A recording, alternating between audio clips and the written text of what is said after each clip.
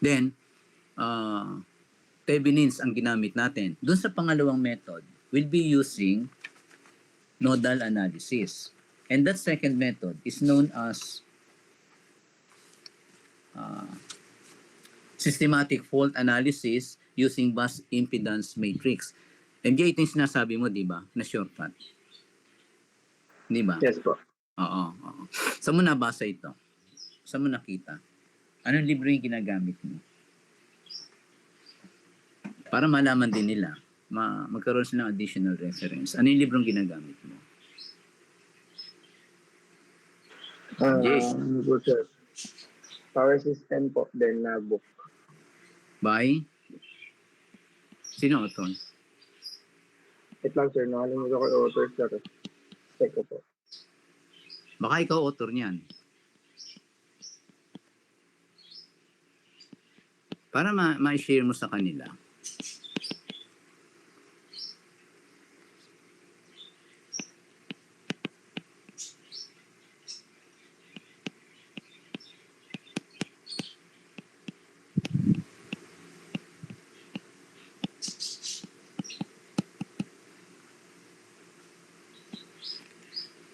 So this second method, systematic fault analysis using bus impedance matrix, actually it is based on what we call the nodal method.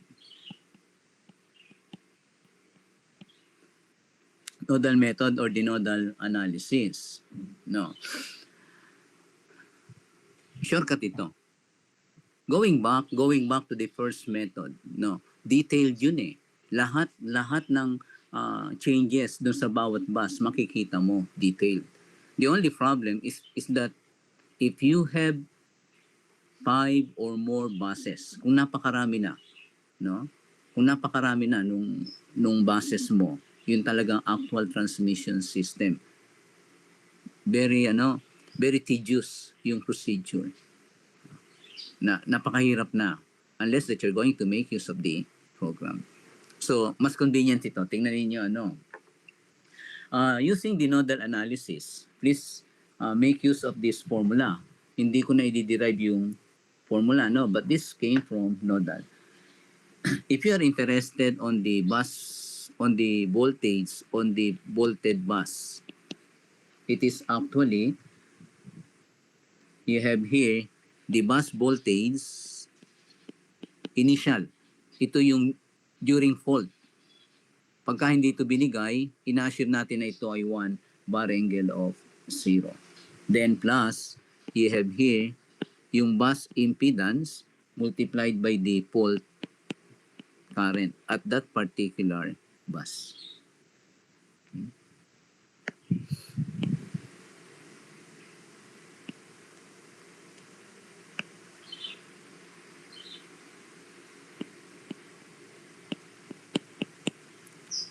Di ba ano lang yan? Ohm's law lang yan. No. The voltage on the bus, on the faulted bus is actually the voltage at that particular bus initial, no? Pre-volt bago pa magkaroon ng shorting. Plus the voltage drop on the say bus on that particular bus, then times the fault current I bus. Itong say bus na ito yung equivalent impedance on that particular bus. We're going to adopt the principle of Thevenin's. Ano yung principle niya? All voltage sources, all independent voltage sources are shorted. All independent current sources are open. Okay? Then you can compute for the Thevenin's equivalent impedance. Yun yung say bus na sinasabi niya dito. Wherein, kung tatlong bus yan, yung fault nasa number 3. Ito na yung voltahe niya, what about on other buses? Bus number 1, bus number 2, or any other buses? Ano yung epekto ng fault? Ito yon, B sub K. B sub K then, during fault,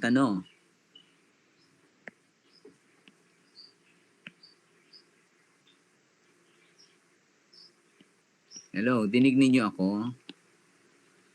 Dinig ninyo ako? Yes po sir. Sige, please listen. So, B sub K, during fault, halimbawa, anyway, mamaya ko na define ko ano yung B sub K na yun. Then you have here, B sub K, initial value, then minus J, K, K, then I, K, F. Actually, this is a defined formula of the first one. Kasi yung unang formula natin, generic eh. Ito identified. Halimbawa, ang bolted bus mo ay 3. Yung example natin, bolted bus o shorted bus, shorted bus o default is on bus number 3. Ibig sabihin, K equal to 3. Pagka nilipat natin yung fault, yung short circuit sa bus number 1, then K equal to 1. Pagka nilipat natin sa bus number 2, then K equal to 2. So K represent the location of the fault. Huh? I hope it's clear. So, ano yung B sub KF natin? Ito to, from yung left side. Ibig sabihin, yung B sub K natin, yung nasa left side, yung B sub K natin during fault is actually the impedance ZF. Di ba meron tayong fault impedance times IK during fault, yung fault current natin. So if we're going to consider this as equation number 1 and this as equation number 2, substitute 2 in 1. So let's take this as equation number 2. Then if we're going to substitute 2 in equation number 1, what will happen? What will happen? Yung left side, palitan ko nito, hindi ba magiging ZF times IK? Default current at that particular bus. 2 in equation number 1. You have here B sub K, 0, yung initial, yung pre-fault value, minus J, K, K, then default current at that particular bus, IK. Do you follow? Then, yung second term sa right side, ilipat ko dun sa left side. Tapos pagpalitin ko ng position, ilipat ko itong quantity na to, yung second term, dun sa left side. Tapos interchange ko yung position and solving for B sub K as a function of 0, hindi ba magpa-positive? Ito ay magiging J, K, K, I, K, yung fault current at that particular bus. Then, plus, ito yung fault impedance, ZF, then IK. F. You will notice that IKF is a common factor. So we can factor that out, giving ZKK, yun yung Thevenin's equivalent impedance at that particular bus. Then plus, ito yung fault impedance. The quantity multiplied by the fault current at that particular bus. So, ibig sabihin, makukuha natin yung fault current no? The fault current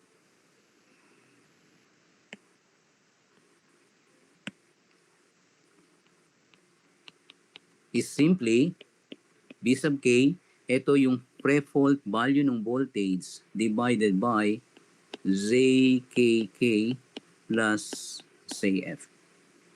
Okay? Ito yung fault at bus K. Fault current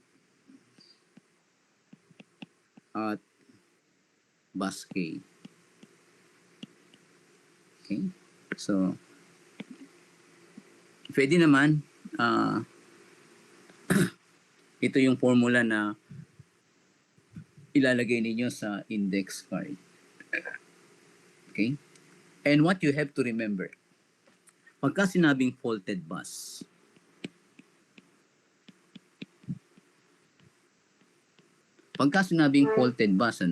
Ibig sabihin, ang ZF mo equal to 0. Bolted eh. No, not bolted, but bolted. I'm sorry. This is bolted. No. Bolted. Bolted bus.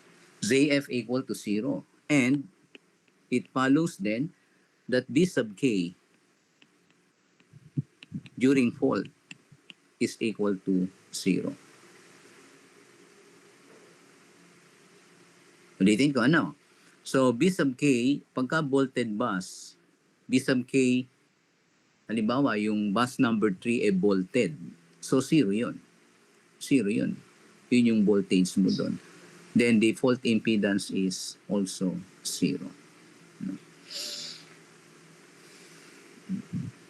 Now, we are interested on the voltages in other buses during the fault.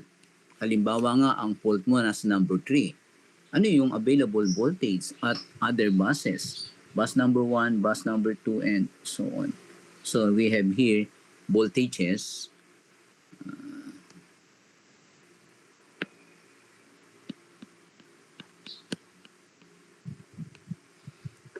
In other buses. So, yung other buses na sinasabi ko, gawin kong I, no. Can you see the difference between K and I? K is the shorted bus. Andun yung fault. Andun yung short circuit denoted by K. Yung I, other buses na hindi shorted. So, you have here voltage in other buses that is designated by I during fault. Ano yung formula diyan? So, using the nodal analysis, we have here B sub I, ito na yung ibang buses, ano, during fault is simply B sub I pre-volt voltage. Ito yung ina-assume natin na 1 bar angle of 0. Then minus ZIK, the impedance between that particular bus with respect to the faulted, with respect to the shorted bus. ZIK multiplied by IK then during fault. Okay na? So ito yung gagamitin nating equation.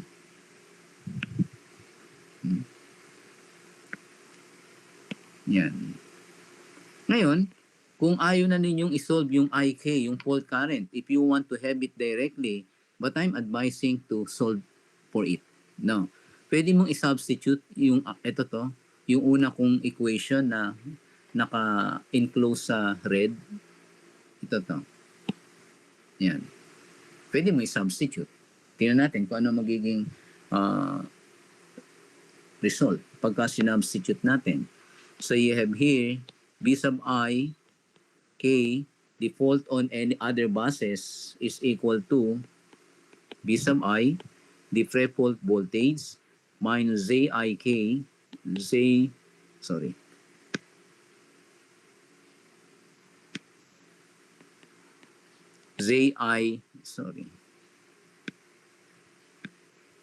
ZIK.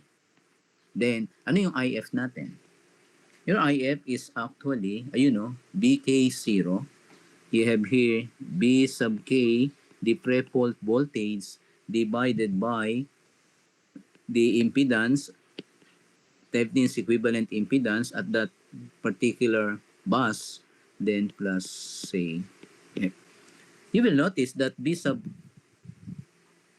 K, hindi natin may factor out. Yan ang yung formula natin. So, hindi mo na kailangan i-solve yung fault current.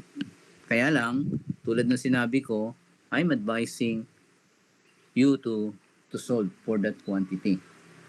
Now, during the fault, no, gagapang yung current na yun on all branches. So, ano yung current in other branches? So, we have the fault current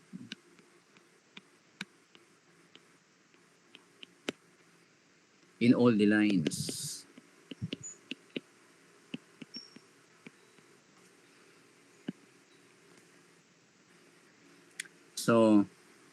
I sub j. Bakit I sub j? Halimbawa, from bus number 1 to bus number 2. So you have I12. From bus number 2 to bus number 3, I23, and so on. Okay? So it is simply what? Gamit ulit tayo ng nodal, ano? So you have here the voltage at node I during fault, then minus the voltage at node J during fault,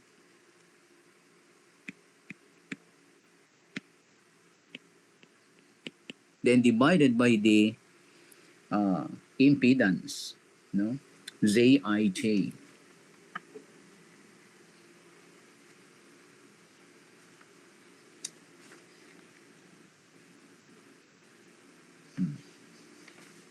Zij. Then you must be cautious with this Zij. Ito yung sinasabi kong ano eh, hindi ko nakita dun sa mga nag-present nung second solution na galing kay MJ. MJ, di mo na-discuss kung ano yung pagkakaiba? Hindi po, MJ, sir. andiyan ka pa? Yes po. Na-discuss mo Hindi ko kung ano na- yung Zij na yan? Hindi ko na-discuss sa kanila, sir. O yun, Magkaiba. yun nga eh. Kasi, Oh. pero sinabi ko sa kanila, sir, na magkaiba yan dun sa Saibas. Hindi bale, makikita natin ngayon kung ano yung gusto kong sabihin, ano? Okay? Zij. Kasi gagamit tayo ng ano eh, ng bus admittance method. So yun na yung pinaka-formula natin. Kung tutusin, madali naman tandaan eh. So let's try to solve the same problem. Yung same sample problem. Ano? Tingnan natin. I'll be solving the same problem. May kopya ba kayo ng problem noon? Wala. Hello? Nasulat ko ba yung problem? Hindi. Ba't walang nasagot? Hindi na ata. Tigil na ba natin? Tik na. Pagbayani, andyan ka pa? Dito po. Banjola, Dito po, sir. Serado. Wala na si Alex. Serado. Andito po, sir. Bangilista. Dito po, sir. Paminyal. Andito po, sir. Felipe. Morning, sir. Nandito po. Flores. Wala na si Flores. Paki-message si Flores. Sir, andito po, sir. Nakor. Sir, andito po, sir. Monson. Sir, nandito po ako. Sige, mamaya na ulit ako mag-check ng attendance. Ano? Narinig niyo ba yung sinasabi ko? Yes po, sir. Yes po. Sige, tuloy natin ano. Kasi sabi ko nga ano eh, hindi kayo sumunod doon sa assignment na pinapagawa ko. Kung ano yung diniscuss natin, kung ano yung method na diniscuss ko, yun ang gagawin ninyo, no? Wag muna kayong magde-deviate, no?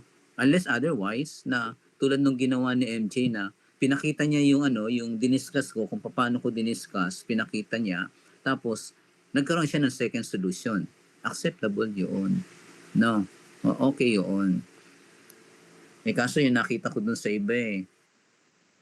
Kung ano yung diniscuss ni MJ, yun eh. Hindi na hindi sumunod. So let's continue. Please listen. Kasi malapit na ang midterm exam. Second week ba o third week? Parang third week ng April. At hahanapin ko ito. So balik ako dun sa tanong ko. Nakopya ba ninyo yung problem? Naisulat ko ba yung problem doon sa unang example? Oh, hindi na naman kayo sumagot. Wala Mag-attend. pong sir eh. Pero yung diagram po meron. Saka yung Diagram. Pwede naman. Pero basahin ko yung problem, mamaya ako na lang isulat. The one-line diagram of a simple 3-bus power system, yun nga, yung binigay, assume each generator is represented by an EMF behind the transient reactance. Anong ibig niya sabihin na behind the transient reactance? 'Di ba? Sabi ko nga sa inyo, tatlo yung reactances ng generator. We have what we call the sub-transient reactance. Ito yung reactance being developed during the short circuit. No, ito yung pinakamataas na short circuit condition, sub-transient. Pero it lasts for a very short period of time. Then pagkatapos nun, yung unang bugso unang bugso ng current pagka nagkaroon ng short circuit, sub-transient reactance. Then after a while, bababa na yan. Mataas pa rin compared to normal, pero mas mababa compared to the sub-transient. Medyo nagpapacify na, no, yung value. Then, after a while, siguro mga 30 cycles yun, normal na. So, we have what we call the sub-transient reactance. We have what we call the transient reactance. Then we have the what? The normal reactance. Yung design. Diniscuss natin to sa sa AC machines, sa generator, no? So, yun na yung normal reactance. Okay? Maalala ko, maiba ako, no? Yung mga malalaking circuit breaker, speaking of the transmission, yung mga matataasang capacity, sumasabog yan. Kaya nga kung halimbawa, nakaharap ka dun sa panel board at biglang sumabog yan, maapektuhan ka Sumasabog yung mga yan. So, para maiwasan yan, naglalagay sila ng gas.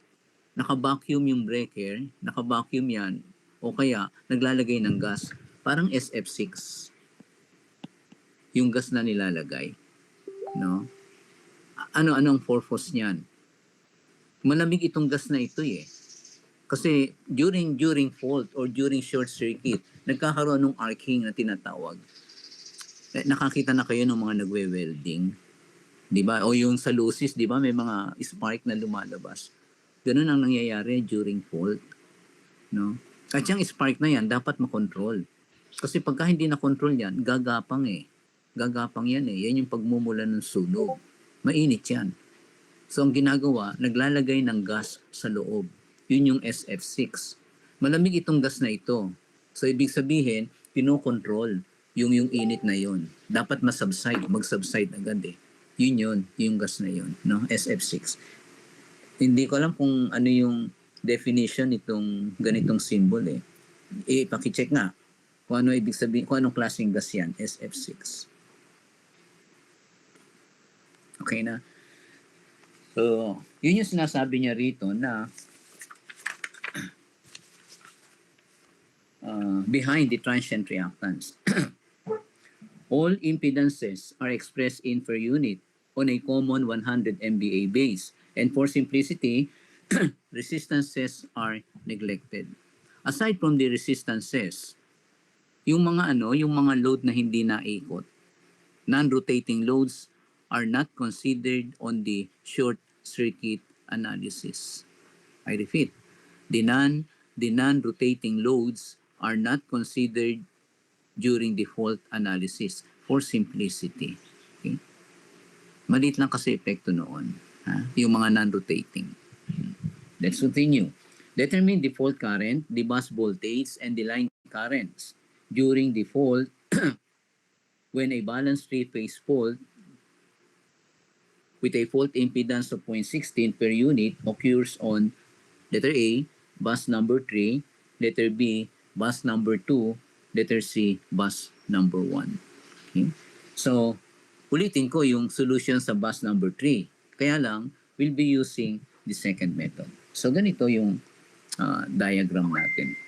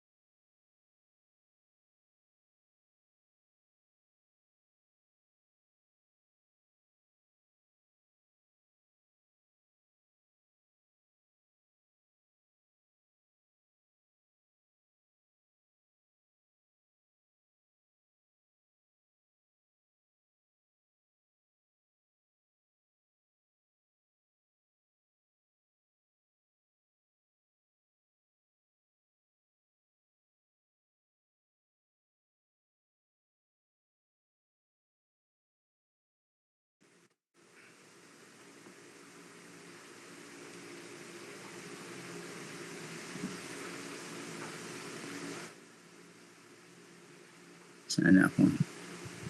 So, ganito yung diagram, ano?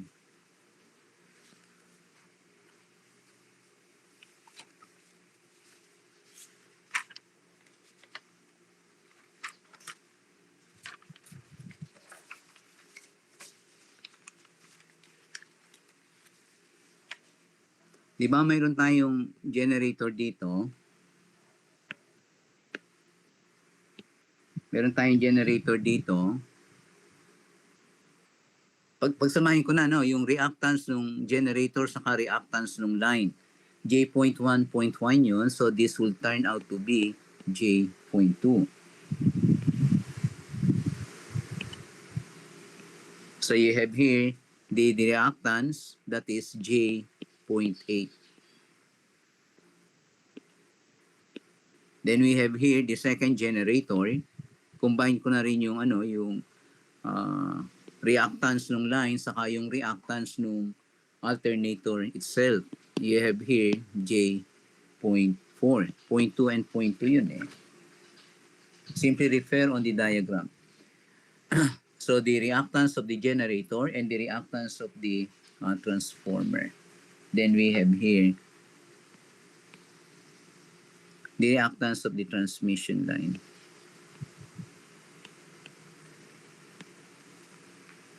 So you have bus number 3, bus number 1, bus number 2.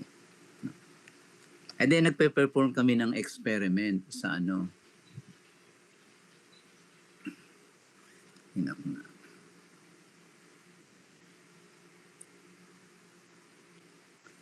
nagpe-perform kami ng experiment sa sa Lyceum. Ito yung mga ganito transmission. So kat may nagsuggest na, sir, lagyan kaya natin ng transformer. Kasi direct kami transmission line. Lagyan kaya natin ng transformer. O sige kako. Next next experiment natin, lalagyan natin ng step down transformer. Tingnan natin kung paano magiging epekto. Kasi mababang voltahe lang pinagamit ko eh. Nasa around 40 volts, pero 3 phase, no? Lagyan daw namin ng transformer. Sige. Ade parang ganito. You have there the alternator, you have the supply, then you have the transformer. The reactances are directly connected, are directly additive. Yan ang advantage ng per unit eh. Kasi kung halimbawa naka per unit ka, yung value ng per unit value, yung per unit value mo sa transformer, whether referred on the primary side or on the secondary side, is the same. Pero pagka hindi ka naka per unit, magkaiba ng equivalent impedance. So yun yung advantage, no? So ang tawag dito ay teka, ano yung impedance dito? You have here J.4, then we have here J.4. Okay? Yan yung original diagram. Ang tawag dito ay impedance diagram.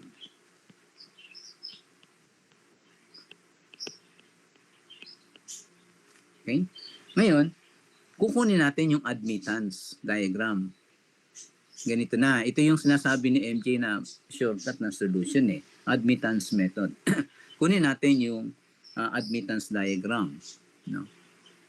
So, ito yung ating generator. Grounded na. Grounded. So, ito, hindi na ngayon ito impedance. Admittance na ito. But still, same diagram.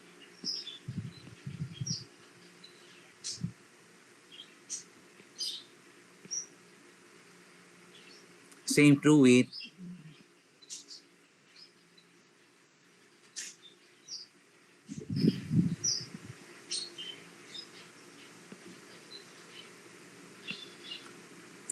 bus number 3, number 1, number 2.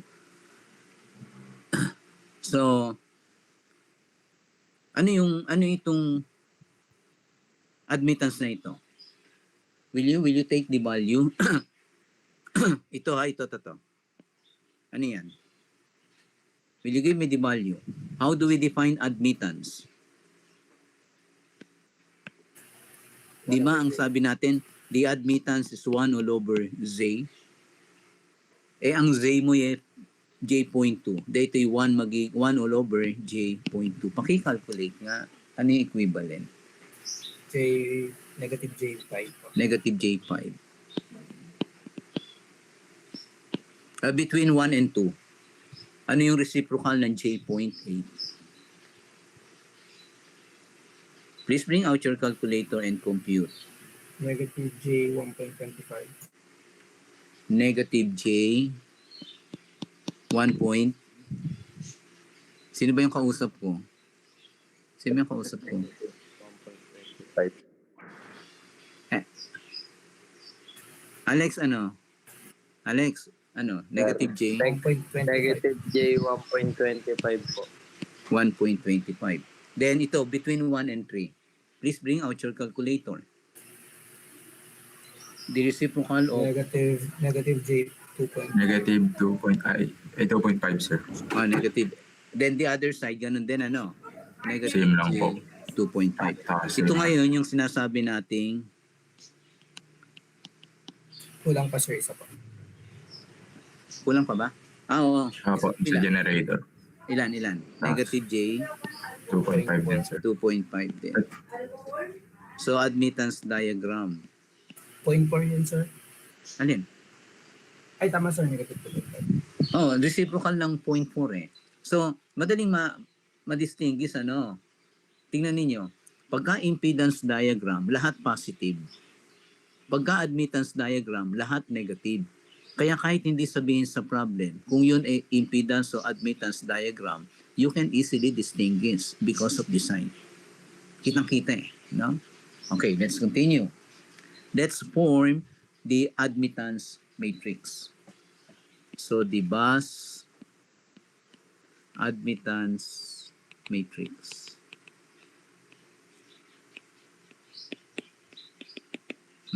Let's form the admittance matrix directly. Ang tawag dyan ay Y-bus. Di ba? We denote impedance as A and we denote bus admittance as Y.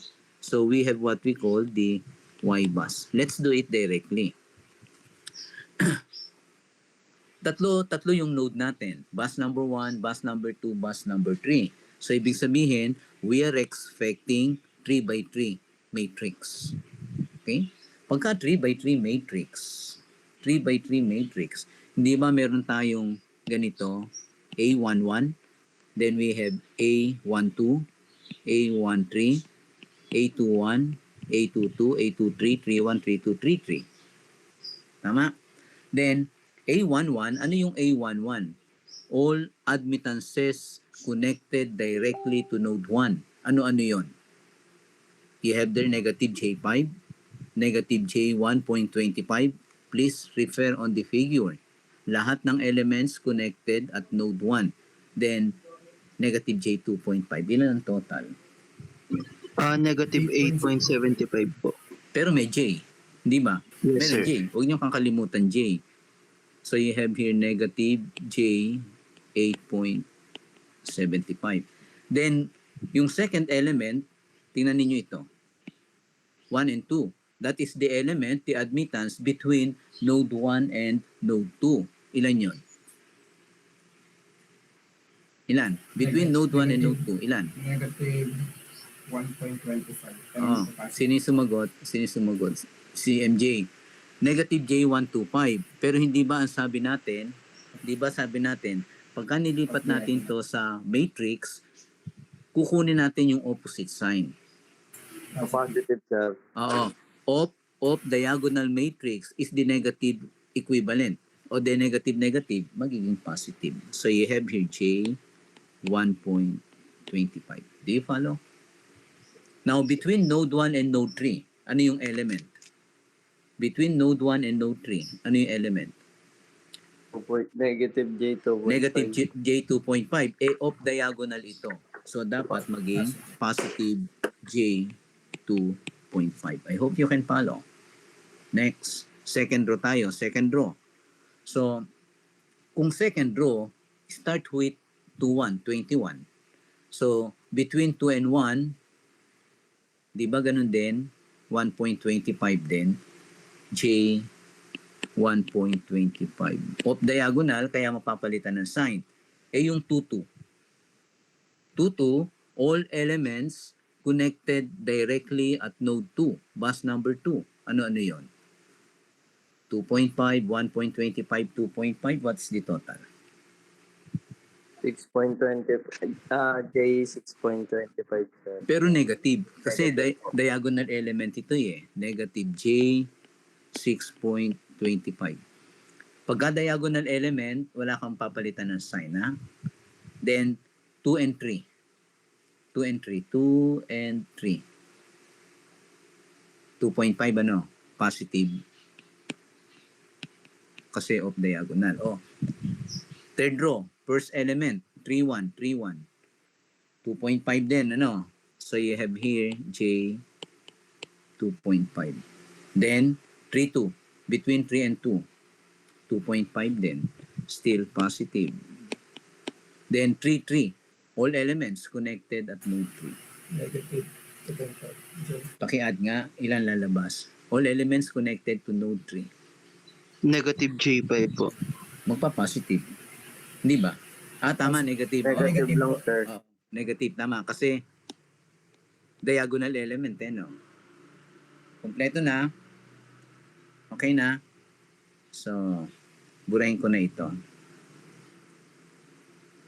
Do you have any questions so far?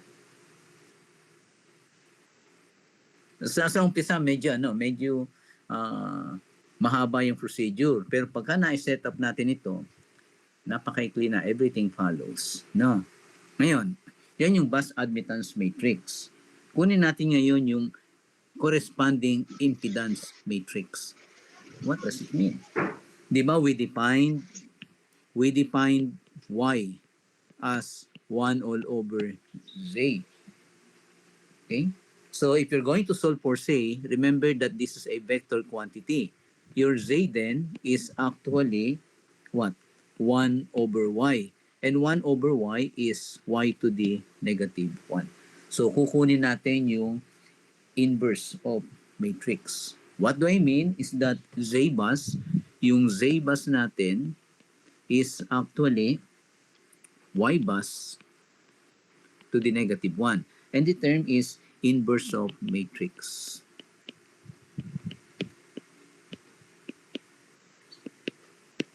Oh. Anong inverse ng matrix? So you have here Z bus turns out to be, yan. Will you give me the inverse? Pwede bang gamitan ng calculator? Yes po. Ayun yung tinuro ko sa kanila last time, sir. Paano mo tinuro? MJ, paano mo tinuro ito sa kanila? Using calculator po. Oo. Meron po, sir, sa calculator. Sige. Hayaan natin silang mag-compute. Anong kalalabasan na Z-bus? Actually, ang technique dito, please listen. Pwede sa calculator yan, kahit naka-complex, pero tatanggalin mo yung J. Sige nga, i-try. Remove J. Then Yes po, enter sir. nyo yung, Tatanggalin. tanggalin mo lahat ng J. Pero, i-retain yung sign. So, enter nyo, negative 8.75, 1.25, 2.5, 1.25, negative 6.25. Enter ninyo dun sa calculator ninyo. MJ, di ba Carse yung calculator mo? Yes po. Parehas din ng ng tawag dito nung mga key na pipindutin pagka canon Same lang po. Oo, halos parehas din. Ibig sabihin, yung Carse develop based on canon. Ewan ko dun sa iba. Mas sir, mas base siya sa Casio. Mas Mas naka-base siya sa Casio po. sa Casio. Hindi ko Pero ano yun. halos same lang naman yung function. Sir. Kasi yung mga pipindutin, yung pindutan na naka-base siya Oo. sa Casio. So regardless of the brand of your calculator, pero yung model kasi pagka nagbago ang model, nababago yung So regardless of the brand of the calculator, almost similar yung procedure. So sige nga, ano yung lumabas na result? Using 3 by 3. Negative 0.16, sir.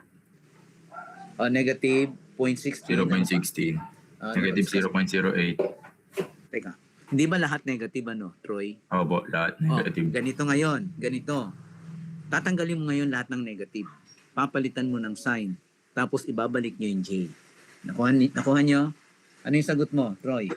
Unang-una. Negative 0.16, sir. O, tanggalin mo yung negative, gagawin mo positive, tapos J. lagay mo yung J. You have J point 0.16. Next, yung second element mo, ano? Negative 0.08. O, tanggalin ulit yung negative, ilagay yung J point J 08. 0.08.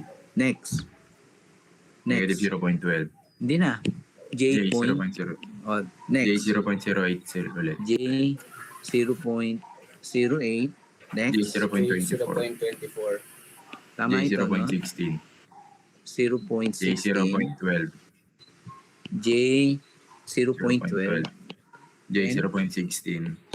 J 0.16. J 0.34.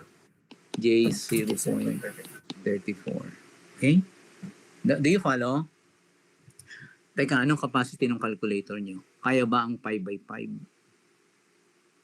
Kaya. Ay, Pakicheck nga, kaya 5x5. Mas alam ko sir, mas mataas ang capacity sa sa Canon. Casio nga. Kasi meron akong May nakita. Casio. 4x4 lang po. Sa Casio, sinong may Casio dyan? Sinong naka-Casio? Anong capacity? Ilan ang kaya? Sir, 4x4 din po. Kasi na 4x4. Pero sa Carsi sir, saka sa Casio ay 3x3 lang. Hindi. Carse 4x4 din ah. Carse yung hawak ko. 4x4 din sa Carse. Walang 5x5. Oo, oo. 3x3 Carsi lang hawak ko. nakasunod sa akin sir. Ay, bakit ganun? Baka kulang yan. Teka. Hanggang 4x4 sa akin. Teka, i-check ko ano. Di ba ano yun? Mode 6. Matrix. Then, 1 for matrix A. O nga. Wala sir eh. Oo nga, 3x3 3x3 nga rin lang. 3x3 nga lang. Isa-iba, sa ibang brand. Alam ko, meron akong nakita sa inyo na gamit na ibang brand eh. Pakicheck nga, ano yung maximum na kaya. 4x4, sir, sa Casio. Oo nga, sa Casio 4x4 yung Ay, ibang sa brand. Canon po pala. Sa Canon po. 4x4. Canon. Hindi, ganun nga, 4x4. Sa Casio ganun din. Parang meron pa akong nakitang ibang Sharp. Canon din yun sir, di ba? Siyempre. Hindi, Canon din ba ang Sharp? Hindi ko alam eh. Pero meron akong nakita kasi, ewan ko kung hindi ko matanda kung anong model. Kaya 10x10. Kaya 10x10. Siguro hindi available dito. Nakita ko yun doon sa estudyante ko sa Lasal. Nagbigay ako ng 10x10 na matrix. Saglit lang niya sinold. Nung tinignan ko yung calculator nakaprogram pala hanggang 10x10. Siguro hindi available dito. No? Anyway, it will be an advantage. Paano kung hindi? Ayan, 4x4. Kung ibigay ko 5x5. Ayun. Very inconvenient na in this case. Pero, convenient pa rin dun sa unang method. Kasi hindi ka magme-matrix sa unang method Mahaba nga lang ang procedure. So, halimbawa, binigay ko sa inyo 5x5. Paano nyo kukunin ang inverse? You have to recall your complex quantity. Paano pagkuha ng inverse? Kukunin mo muna yung adjoint matrix. Kasi ang inverse, A to the negative 1, matrix A is equal to A adjoint. Andiyan ba si Banjola? Banjola, nakikinig ka? Opo, sir. Oh. So, A to the negative 1, inverse is equal to A adjoint divided by the value of A determinant.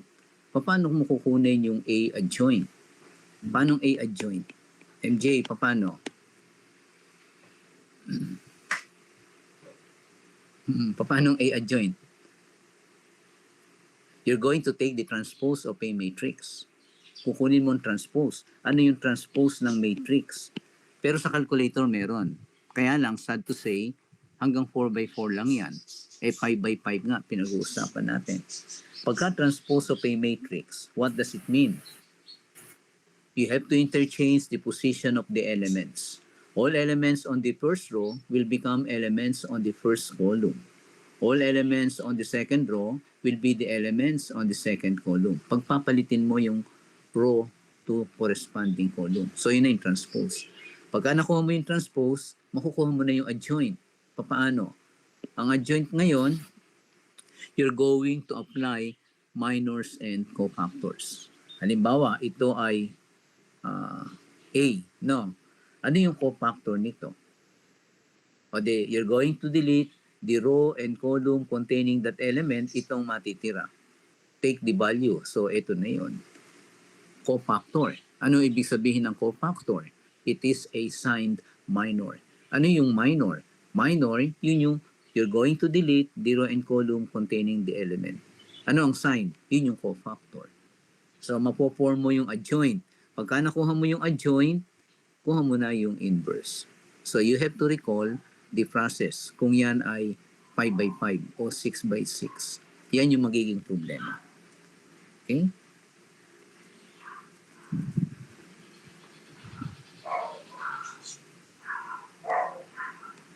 So, hindi ka pwedeng umalis sa advanced mathematics or you should have a MATLAB program. Pagka MATLAB, regardless kung 4x4, 5x5, or so on.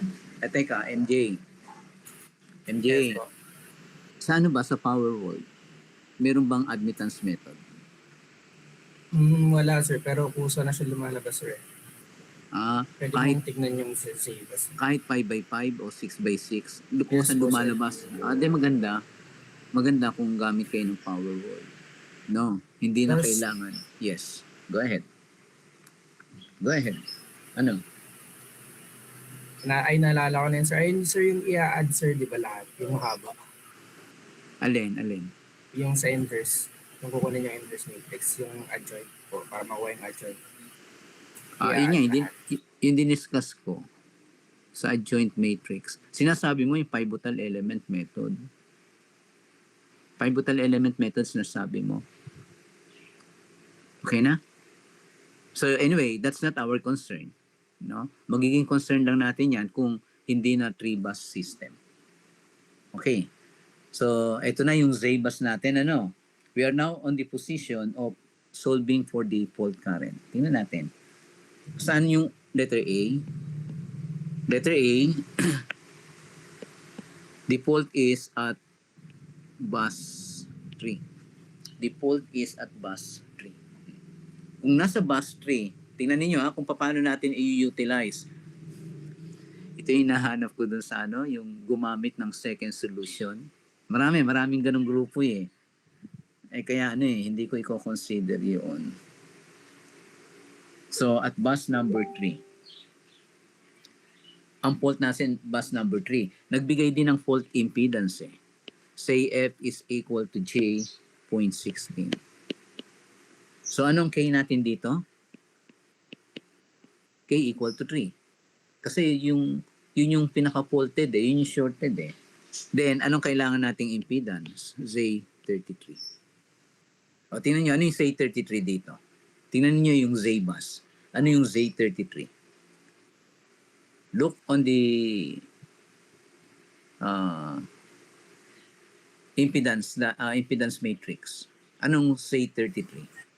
0.34 po. J.34. So you have here J.34. O yan ang gagamitin natin data. Ano yung formula natin kanina? IK, yung unang formula. IK is what? IK during fault is defined as what? BK, 0, pre-fault voltage at that particular bus divided by ZKK plus ZF. Okay?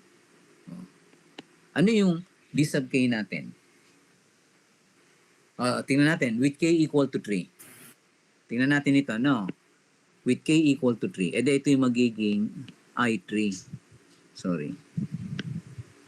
K equal to 3. Ba't ba ganun na sulat?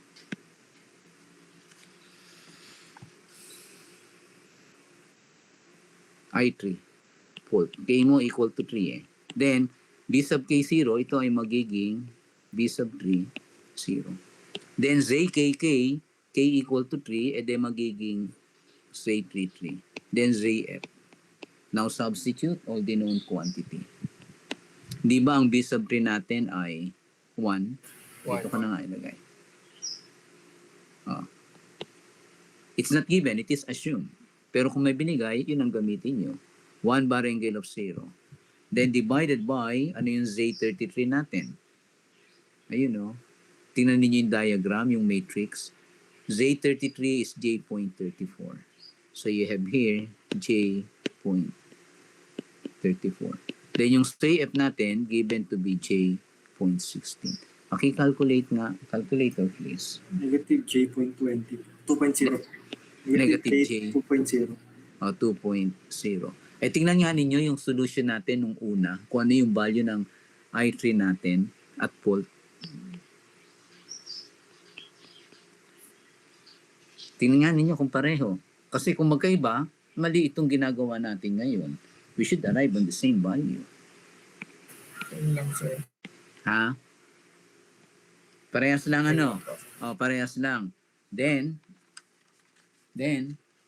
makukuha na natin ngayon, teka, iyan ko yung diagram para makita ninyo kung nasaan yung fault current na yon. Ganito yung magiging diagram natin. Ano?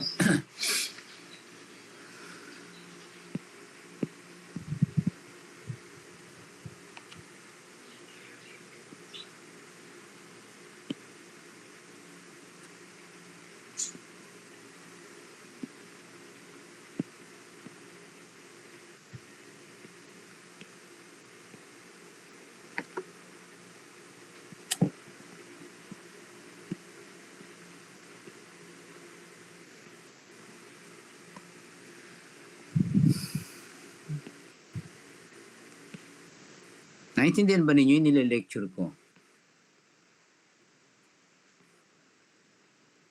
Yes, sir. Oo. Kasi kung hindi, sayang naman. Pero kung makikinig lang kayo, maintindihan ninyo eh. Kung di naman kayo nakakasunod, let me know.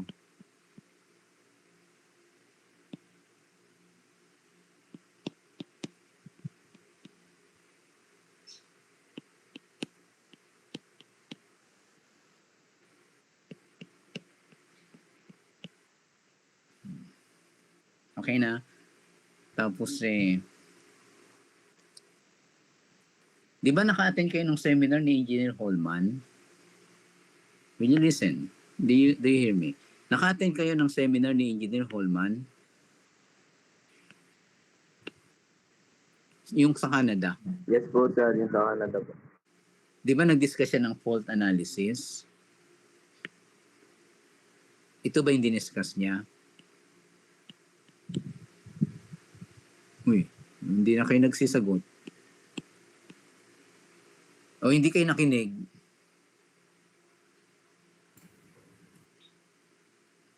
Ito ba yung diniscuss ni Engineer Holman?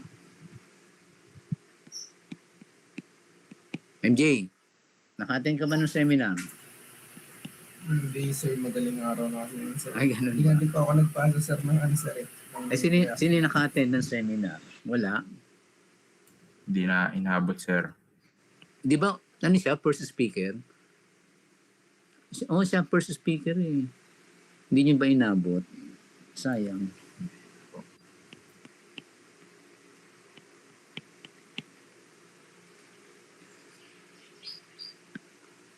Saan ba papunta itong pinag-aaralan natin? Selection ng breaker fuses. Kung paano mo lalagyan ng rating. Ano? Siguro finals na yun. May discuss ko sa inyo. O dinidiscuss na ni Sir Christian ninyo. Alin po, sir? Yung selection ng fuse sa ng breaker. Wala po. Wala pa. Oo. Kasi based on this value, maglalagay na tayo ng protection eh.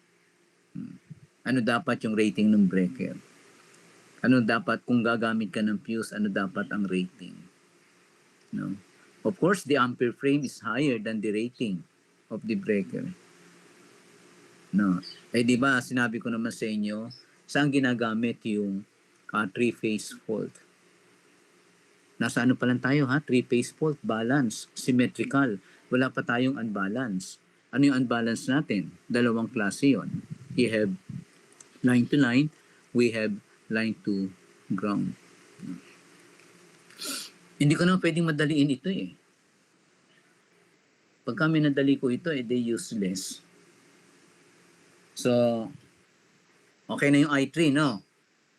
Nakuha na natin na yun, yung kulay red na I3, yung fault current doon sa bus number 3. Now, we are interested on the effect of this fault current on the node voltages or the bus voltages. So, ano yung formula natin kanina? If you still remember, gawin ko ang red. Di ba ano yung formula natin? B sub I, yung any bus na during fault is actually B sub I initial or the pre-volt, then minus ZIK, then IK during fault. Ito yung formula natin. No? Nasabi ko, itandaan ninyo. Let's start with I equal to 1. With I equal to 1. So, tingnan natin. So, I equal to 1. Ibig sabihin, with I equal to 1, andun ka sa bus number 1. Bus number 1. Eh, dito ngayon, magiging B1. Kasi bus number 1 ka eh. Okay? Then ito, you have B1. Then ito, tingnan ninyo, no, yung changes. I equal to 1, o de, say 1. K equal to 3. Nandun ka sa ano eh, bus number 3 eh. K equal to 3. Ayan. I equal to 1. O de ito ngayon magiging ZIK o de Z13. Right? Then IK, ang K mo ay 3. So ito yung magiging I3. Nakasunod kayo dun sa mga subscript. Let's substitute. B1 during pre-fault is 1.0 or 1 bar angle of 0. Then Z13, titingin tayo ngayon dito. Ay, sorry. Dito. Nasaan yung Z13? Anong value? Look at the matrix. Nasaan yung Z13? 0.12. 0.12, 0.12, sir. J.12, ano? Ito to. Say 11, 12, 13. Okay? J.12. O de, J.12, ano? J.12. Then I3F, na-compute na natin kanina, it turns out to be negative J2. Paki-calculate. 0.76, sir. 0.76. 76. Paki-check nga doon sa unang solution natin. Do we have the same result? Do we have the same result? Please check.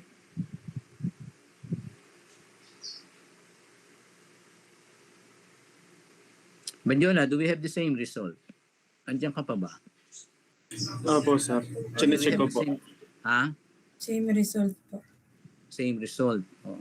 So, okay na yung B1, ano? So, ibig sabihin, tama yung ginagawa natin. Tingnan natin yung B2, kung paano magbabago. For B2, so still K equal to 3, ano? K still equal to 3. Hindi pa tayo lumipat ng fault bus eh. With K equal to 3, ang I mo ngayon, hindi na 1. Pupunta ka na sa bus number 2. So, I equal to 2. Tingnan niyo yung changes. From this formula, you have there B sub I. With I equal to 2, ito ay magiging B sub 2 during fault. So, ito ngayon, B sub 2, pre-fault value minus ZIK. Ang I mo ay 2, ang K mo ay 3, so magiging Z23. Then IK, K equal to 3, you have here I3F. Okay? And again, B sub 2 initial value is 1, 1.0. Z23, dito manggagaling. Z23, Z23. 23, nasaan? Anong value? Z23. 0.16 po. 0.16, J.16. So you have here J.16. Then I3F, na-compute na natin yun, hindi naman nagbabago eh. Unless nalilipat tayo. It's negative J2. Paki-calculate. Calculator please. 0.68, sir. 0. 68 po. Parehas ba dun sa una? Paki-check. Dapat parehas yan. Do we have same value with the previous solution? Let's continue. No. Now, still, K equal to 3. Kaya lang, yung I mo, hindi na 2. Andun ka na ngayon sa bus number 3, wherein default occur. No. Andun ka na sa bus number 3. I equal to 3. So, ang formula mo ngayon, B sub I, 3 na. B sub 3 with I equal to 3. Then, this will become B sub I pre-fault value. Then, minus Z I K. Ang I mo ay 3. Then, ang K mo ay 3. Z33. No. Okay? Then, I3 during fault. Madali naman sundan eh. So ito ay 1.0, balik tayo dito sa impedance. Ano yung Z33? Z33 is, ayun, J.34. So you have here,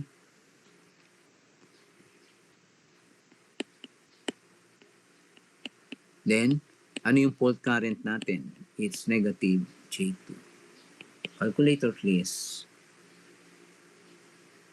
0.32 po. 0.32. 32. O, yan ngayon yung B3. Hindi ba, ang bilis, hindi natin kailangan yung change of the voltage at that particular bus. Direct na tayo dun sa solution. Yun yung part na nawala. No? Eh, ang dami nun eh. Ang dami nun. If you have 3 buses, you have to solve 3 times for that quantity. How much more if you have more buses? Nakikinig pa kaya si Tagalog. Nagbiyabiyahe kasi yun eh. Pero nagpaalam naman sa akin. Andito pa kaya si Tagalog. Wala na. Wala na sigurong signal yun. So, saan na tayo? Short circuit current na. Ito yung sinasabi ko kanina. Short circuit current.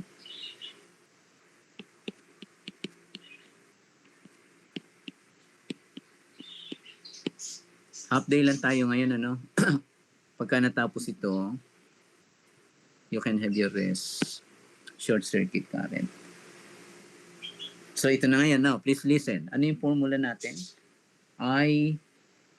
Yung kanina, IIK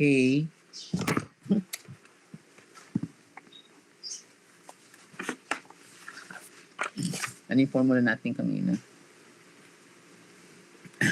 I sub K, IIJ, IIJ is simply B sub I galing sa bus I patungo dun sa during fault. Of course, during fault.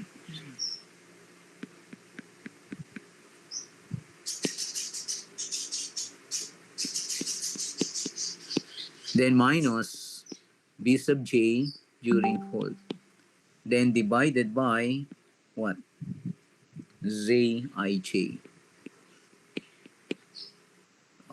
Tingnan natin. Nasa tayo? Node 1. Node 1. From node 1 to node 2. ZIJ. From node 1 to node 2. Balik ako sa diagram, So, I equal to 1, J equal to 2. Balik ako sa diagram. Nasaan yun? Ayun. So, I, 1, 2. Ito. Ito yung node 1. Ito yung node 2. Ito yung node 3. I, 1, 2. So, papaganon. Yan ngayon yung I1, 2. Node 1 to node 3, ito ngayon yung I1, 3. Then, pwede itong 2 to 3 or 3 to 2. It doesn't matter. Walang problema doon. So, you have here I2, 3. Okay? Ano yung value ng mga yan? So, it follows then that I1, 2 from node 1 to node 2 will become what? I equal to 1. So, magiging B1. Then, J equal to 2, magiging B2. Then, divided by Z1, 2. O, ito na. Ito na yung sinasabi ko. Ano yung B1F natin? 0.76. Hindi ba? So, ito ay magiging 0.76. Ano yung B2 natin? B2. 0.68. Bakit may J? May J ba? Wala, no? Paki-recalculate nga. Meron bang J na lalabas? Hindi ba wala? Wala po, sir. Oo. Cancel yan, sir. Wala. So, 0.68.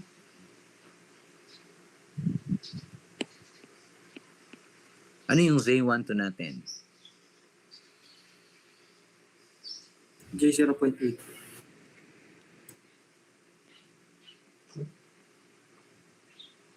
Ano yung Z12 natin?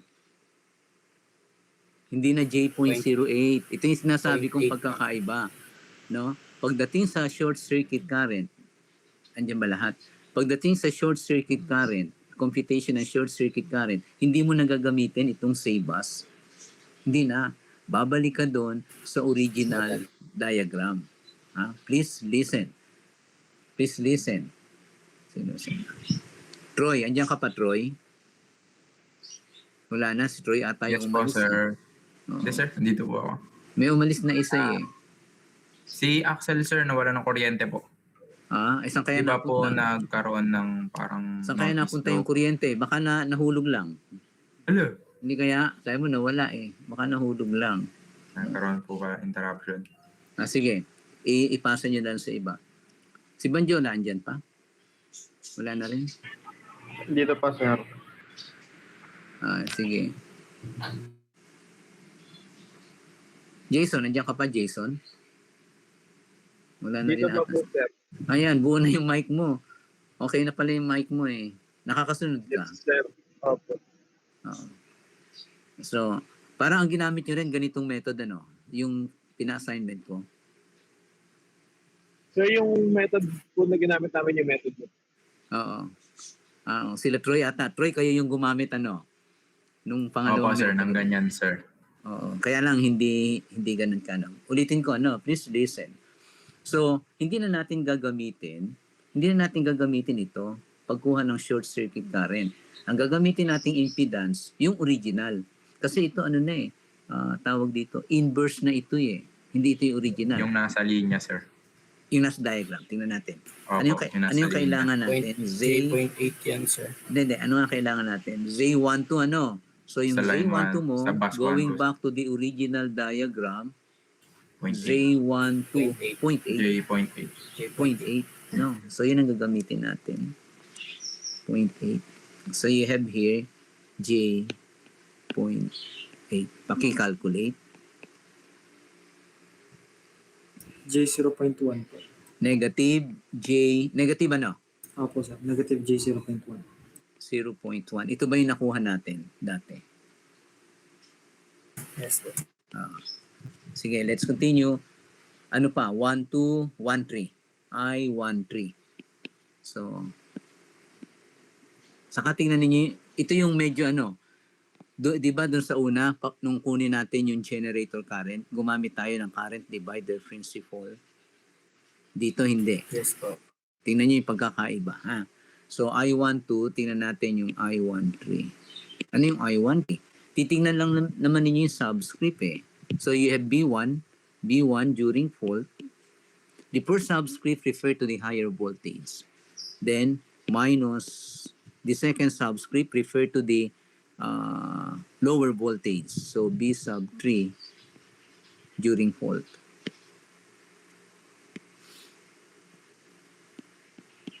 Then divided by, tingnan din ninyo yung subscript, Z13.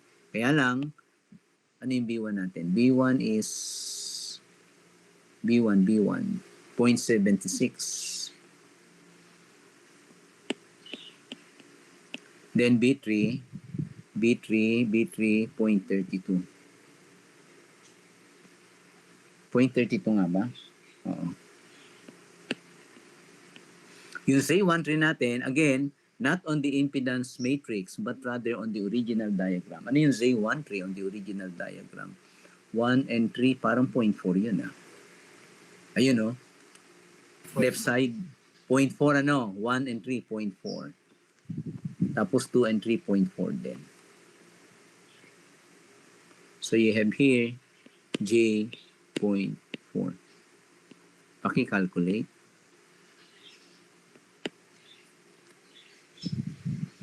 Negative J1.1 po. Negative, J1.1.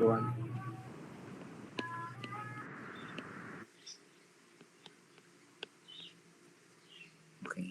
Parehas doon sa una, no? Yung unang computation natin. Then the last one, you have here, I23. So it must be dominant yung 2. Then followed by 3. Then divided by Z23. Okay? Tingnan natin. B2 is what? 0.68 ano? Tama ba ako? Ayun o, 0.68 B2. Then B3, ginamit pa lang natin kanina, 0.32 ano? Ayun, 0.32 nga. Then yung Z23 from the original diagram, still J.4. Symmetrical yun eh. So what will be the result? I23. Okay, calculate. Negative J0.9 po. Negative J0.9. Ayan, ito na ngayon yung pagkakaiba. May have your attention, all of you. No. Hahanapin natin yung current on the generator. Balik ako sa diagram. Ang advantage nito, hindi na tayo gumagamit ng delta to Y conversion. Hindi tayo nagkakaroon ng network reduction. Yun yung nawala eh. So, balik ako dun sa diagram. No. O, kailangan natin yung current on the first generator. So, the current on the first generator, no. Ito yun, ito. Kaya lagi kang babalik dun sa diagram eh. IG1. The current on the second generator, ito yun. So you have here IG2.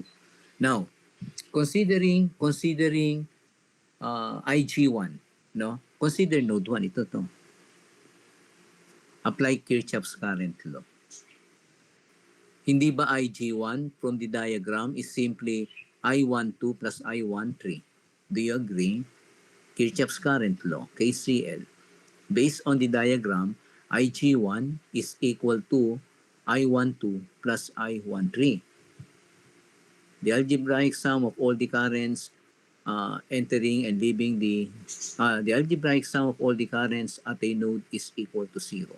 With the assumption that all currents entering is positive, all currents leaving is negative.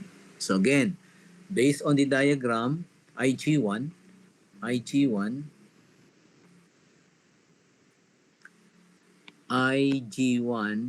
is equal to I13 ba? 12 I12 plus I13. Eh yung I12 natin na-compute na kanina na negative J.1. Di ba? Negative J.1. Tapos yung I13 natin, negative J1.1 plus negative J1.1. Anong magiging result? Parehong negative eh. Negative J 1.2 ano? 1.2 sir. O 1.2. Ito yung generator 1. IG1. I hope everything is clear. Now, let's work on IG2. Still, you have to go back to the diagram. And based on the diagram, IG2 is what? Tingnan ninyo, yung direction ng current. Tingnan ninyo. IG2 going to node 3. Hindi ba? Tama? Then, yung I12, paano? Moving toward. Negative. Oo, moving toward. Then I23 is what? Moving away. Pero pwede nating sabihin ganito. IG2, ano nga yung current? 2.1 and 2.3. So, pwedeng ganito, ano? Just listen. IG2, kung magbe-base tayo sa subscript, it is actually I21 from 2 going to 1 plus I from 2 going to 3. I23. Kaya lang, ang nasolve natin, I12, hindi I21. Ade, pagpalitin natin yung subscript. No. Yung I21 o I12, pinagpalit natin yung subscript is actually negative I21. We had this before, from the very beginning. Pagka binaligtad mo yung subscript nung current, nababago yung sign. Tama ba? So ito ngayon, magiging negative I12 plus I23. Okay? O ano yung negative I12? Ano ba yung I12 natin? J.1 So you have their negative, tapos negative J.1, while I23, negative J.9. Di ba? Sir, baliktad ata ang subscript sir dun sa isa sir. Ano na? Hindi ko naintindihan, MJ. Baliktad po ata yung subscript sir dun sa I12 equals to negative I21. I12 is equal to negative I21. Ganun din na. Ibig sabihin, pagka minodify mo ito, minultiply mo ng negative, magiging I21 is negative I12. Hindi ba parehas din? Di ba? Okay sir. Oo, Yes sir. doesn't matter. Basta nagpalit ka ng sign kasi nagbaligtad ka ng subscript. So yung I23 natin ilan? Negative J.9. So will you take the result? Will you calculate? Negative J 0.8. Sir. Negative J. May umalis na namang isa IG2. Okay na? So, same procedure for B and C. No? As a sort of practice, you apply this on bus, default is on bus number 2, default is at bus number 3. Number 1. Okay? Fault bus number 1, fault bus number 3. Okay. Do you have any questions so far? Any questions so far? Wala po, sir. Maliwanag? Wala po. Sige, mabuti kung ganoon. Tingnan natin yung modification. Kung halimbawa ililipat ko yung fault dun sa bus number 2. Tingnan natin kung paano kukunin yung current on the generator. Just to have an idea. Kasi iwanan ko yun as a sort of practice Di ba kapag ganito yun?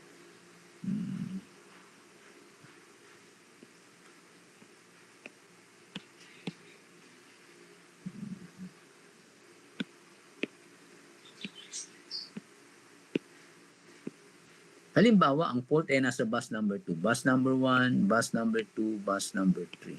Ang fault andito. Okay? Di ba doon meron kang fault current dito?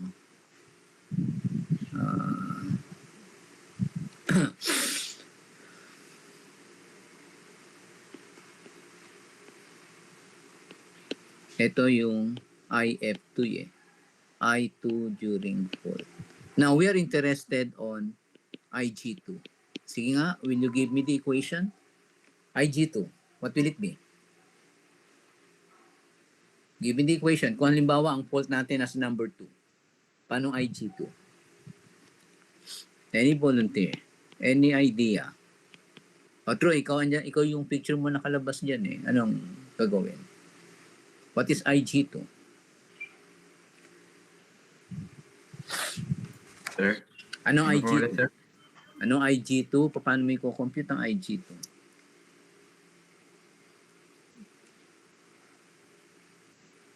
Tingnan niyo yung diagram. MJ, paano?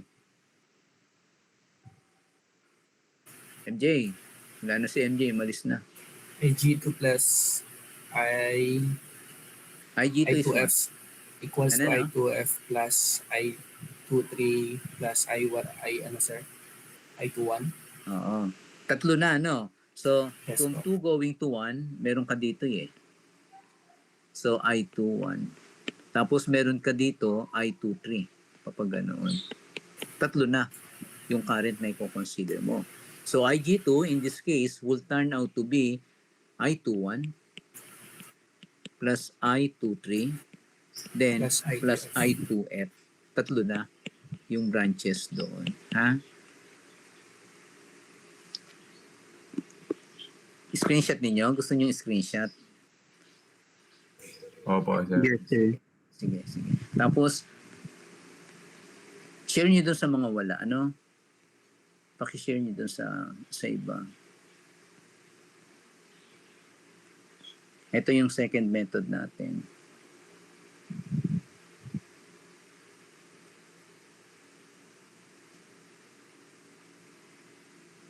Sige, yan muna. Paki-screenshot. Next.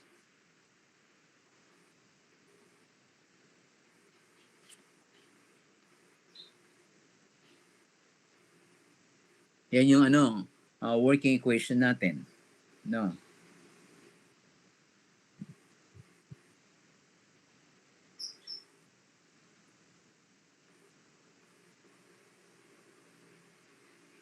Next. Ito na yung problem natin.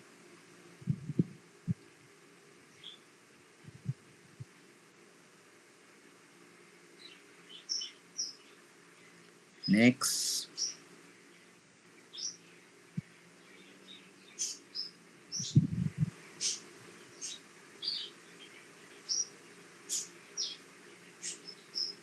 Ay, natakba na tayo itong diagram. Yan.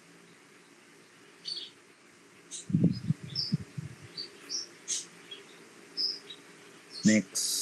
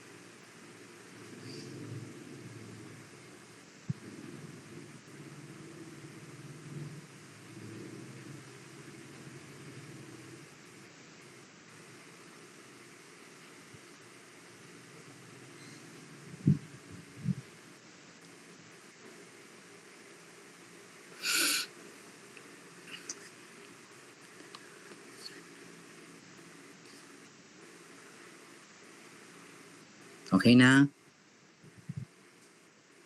Paki-share ha, paki-share sa iba. Kasi nga yung iba nag-uwian na tulad ni James. Nagpaalam naman.